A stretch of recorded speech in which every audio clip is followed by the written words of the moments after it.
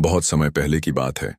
एक विशाल राज्य में एक पराक्रमी राजा राज करता था। नाम था राजा अद्वीर्य। लेकिन एक दिन राज्य पर संकट आया। एक भयानक राक्षस ने राज्य को तहस नहस कर दिया। प्रजा को बचाने के लिए राजा ने एक अनोखा निर्णय लिया। वह अपना सिंहासन त्याग कर एक साधारण गरीब किसान बनकर दूर एक छोटे से गांव में रहने लगा। उस गांव का नाम था शांतिपुर, जहां लोग सादा जीवन जीते थे। गांव वालों को नहीं पता था कि उनके बीच रहने वाला गरीब किसान ही कोई समय का महान सम्राट था। उसका नाम अब धीरू पड़ चुका था। गांव में एक सीधी सादी लड़की रहती थी, गौरी, जो अनाथ थी और दूसरों के खेतों में काम कर गुजारा करती थी। धीरू यानी राजा अद्वीर्य को गौरी की सादगी और साहस भा गया। धीरे धीरे दोनों एक दूसरे के करीब आ गए। लेकिन इसी बीच उसी राक्षस की परछाई शांतिपुर पर भी मंडराने लगी। गांव में एक के बाद एक अनहोनी घटनाएं होने लगीं। पशु गायब होने लगे, कुएं सूखने लगे और रातों को डरावनी चीखें सुनाई देने लगीं। राजा अद्वीर्य जानता था कि अब वह अधिक दिन तक अपनी असली पहचान छिपाकर नहीं रह पाएगा। मगर एक और रहस्य था।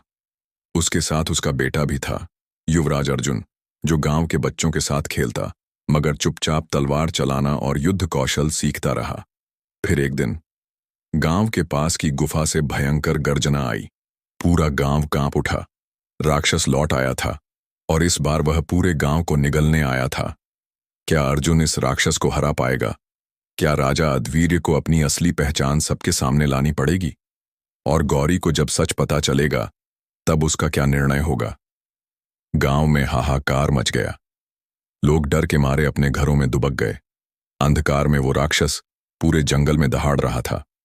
उसके लाल आंखें आग की तरह चमक रही थीं और उसके विशाल पंजों की धमक से जमीन कांप रही थी।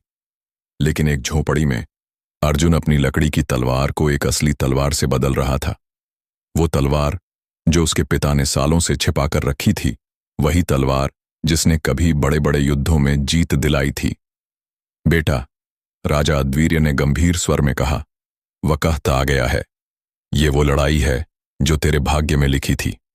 आज तुझे सिर्फ एक गांव नहीं बल्कि अपनी विरासत को भी बचाना है। अर्जुन ने पिता की आंखों में देखा। अब वो सिर्फ एक किसान नहीं बल्कि एक योद्धा का बेटा था। उसका खून एक सच्चे राजा का खून था। उधर गौरी, जो अब तक सब कुछ एक सपने की तरह देख रही थी। गौरी की आंखों में सवालों का तूफान था। ये सब, क्या तुम सच में राजा हो? उसने कांपती आवाज में पूछा। राजा अद्वीर्य ने सिर झुका लिया।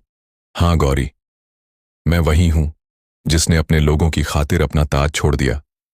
और तू वही है जिससे मैंने सबसे सच्चा प्रेम किया। गौरी की आंखों में आंसू थे, लेकिन उसमें डर नहीं, भरोसा था। अगर तू राजा है तो मैं तेरे साथ खड़ी हूं। अर्जुन को मेरी दुआएं देना। अर्जुन अब पूरी तरह तैयार था। अपने पिता की तलवार, मां के कंगन को बांह पर बांधे हुए और दिल में गांव को बचाने का संकल्प लिए वह अंधेरे की ओर बढ़ चला। जंगल की ओर, जहां राक्षस उसकी प्रतीक्षा कर रहा था। राक्षस का नाम था कालभसुर। 1000 साल पुराना अभिशप्त प्राणी। उसका शरीर काले पत्थर जैसा था और उसकी सांसें ज्वालामुखी की तरह जलती थीं। वह हर जगह अंधकार फैला रहा था और उसे रोकने के लिए आज अर्जुन अकेला खड़ा था। जैसे ही अर्जुन ने कदम रखा, जमीन फटने लगी। राक्षस ने गरजते हुए कहा, तू, एक बालक, मुझे रोकेगा? अर्जुन ने तलवार खींची। उसकी आंखों में कोई डर नहीं था। मैं सिर्फ एक बालक नहीं, एक राजा का बेटा हूं और तुझे तेरी तबाही तक पहुंचाने आया हूं। क्या अर्जुन पहली ही भिड़ंत में कालभसुर से जीत पाएगा या उसकी परीक्षा अभी और बाकी है?